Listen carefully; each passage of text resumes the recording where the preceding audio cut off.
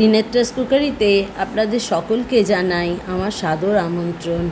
আজ আমি নিয়ে এসেছি আপনাদের জন্যে একটি অতি সুস্বাদু রেসিপি, সাদা আলুর দম।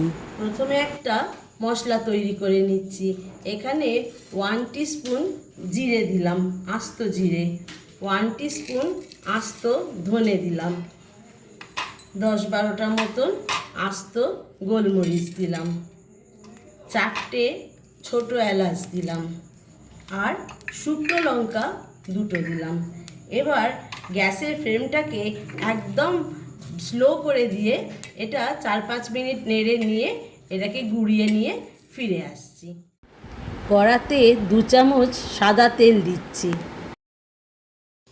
আর 2 চামচ সর্ষের তেল দিলাম।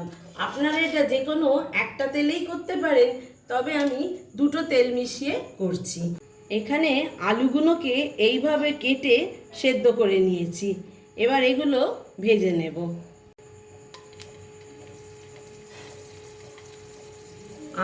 আলুগুলো তেলের ওপর ছেড়ে দিচ্ছি। একটু নুন দিয়ে এগুলোকে ভেজে নেব। আলুগুলো এইভাবে একটু লালচে করে ভেজে তুলে নিচ্ছি।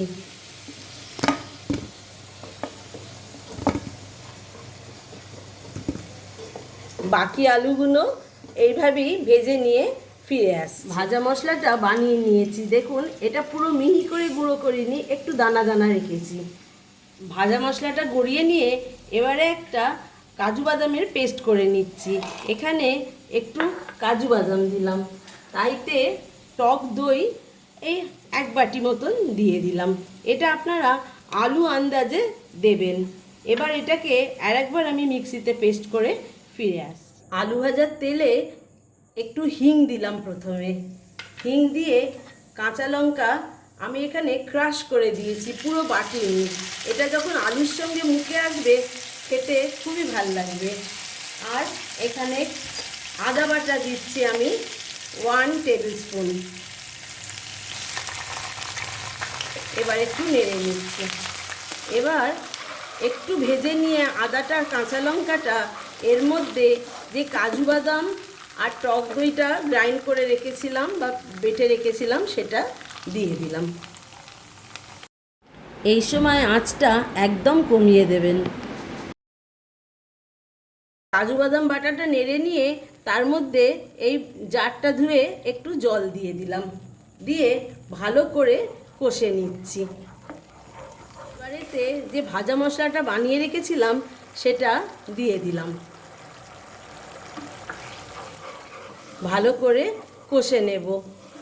যারা আমার চ্যানেলটিকে সাবস্ক্রাইব করেছেন তাদের অনেক অনেক ধন্যবাদ আমার পাশে থাকার জন্য। যারা নতুন তাদের রিকোয়েস্ট করছি পুরো ভিডিওটি দেখে একটু সাবস্ক্রাইব করে দেবেন, আমার চ্যানেলটিকে এগিয়ে নিয়ে যেতে একটু সাহায্য করবেন। এবার দেখুন মশলার থেকে তেলটা ছেড়ে গেছে। এই সময় আলু ভাজাগুলো দিয়ে দিচ্ছি। এই রান্নাটায় আমি একদমই হলুদ ব্যবহার করিনি বা কোনো শুকনো লঙ্কা, গুঁড়ো লঙ্কা কিছুই ইউজ করিনি। আপনারা যদি মনে করেন যে আপনাদের সাদা রঙটা ভালো লাগছে না, তাহলে আপনারা একটুখানি হলুদ বা কাশ্মীরি লঙ্কার গুঁড়ো একটু দিতে পারেন, তবে আমি এখানে ব্যবহার করিনি। এই সময় এতে পরিমাণ মতন নুন দিয়ে দিচ্ছি। দেখুন, এই রান্নাটায় আমি অতি সিম্পল ইনগ্রিডিয়েন্টস ইউজ করেছি। আপনারা তো জানেন ত্রিনেত্রাস কুকারি মানেই সিম্পল ইনগ্রিডিয়েন্টস, ডেলিশিয়াস ফুড। দেখুন, ভালো করে আলুর সঙ্গে মশলাগুলো এখানে কষে নিয়েছি। এবার আমি এতে 1 কাপ মতন দুধ দিয়ে দেবো। আপনারা ভাবছেন দই দিয়েছি দুধ দিচ্ছি হয়তো কেটে যাবে, তবে না, যেহেতু কাজু বাদাম বাটা আছে সেই জন্যে এটা কাটবে না।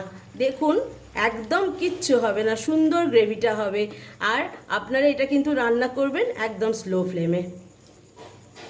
যেহেতু এটা নিরামিষ রান্না, একটু অল্প চিনি দিচ্ছি, এটা অপশনাল, আপনাদের ইচ্ছে না করলে বাদ দিতে পারেন। যতক্ষণ আলুটা ফুটছে একটা অন্য ছোট্ট প্যানের ভেতরে আমি একটু বাটার নিয়ে নিলাম। বাটারটা একটু গলে গেলে ওর ভেতরে 2টো কাঁচা লঙ্কা দিলাম আর একটুখানি ক্যাপসিকাম কিউব করে কাটা সেটাও দিয়ে দিলাম।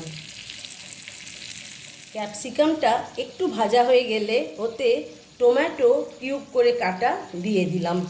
দেখুন ভেতরে বীজগুলো ফেলে দিয়েছি, দিয়ে শুধু টমেটোটা দিয়েছি, দিয়ে এবার এটাও একটু নেড়ে নেব বাটারে। এবারে এই ক্যাপসিকাম আর টমেটোটা আলুর দমের ওপর দিয়ে দিলাম। এইভাবে একবার বানিয়ে খাবেন, আশা করি আপনাদের খুব ভালো লাগবে। আর এতে একটু কাসুরি মেথি ছড়িয়ে দিচ্ছি। রোজ তো একভাবেই আলুর দম খান, একদিন একটু চেঞ্জ করে খেয়ে দেখবেন, খুব ভালো লাগবে। এই রান্নাটা আপনারা লুচি, পরোটা, ফ্রাইড রাইস যে কোনো জিনিসের সঙ্গে খেয়ে দেখবেন, খুব ভালো লাগে। এইবার আমি এটাকে একটু ঢাকা দিয়ে স্ট্যান্ডিং টাইমে 5 মিনিট রেখে তারপরে আপনাদের সার্ভ করে দেখাচ্ছি। আমার রেসিপিটি কমপ্লিট হয়ে গেছে। আপনাদের কেমন লাগলো একটু কমেন্ট সেকশানে লিখে জানাবেন, একটা লাইক দেবেন, একটু শেয়ার করে দেবেন। আর আমার সঙ্গে এতক্ষণ থাকার জন্য অনেক অনেক ধন্যবাদ।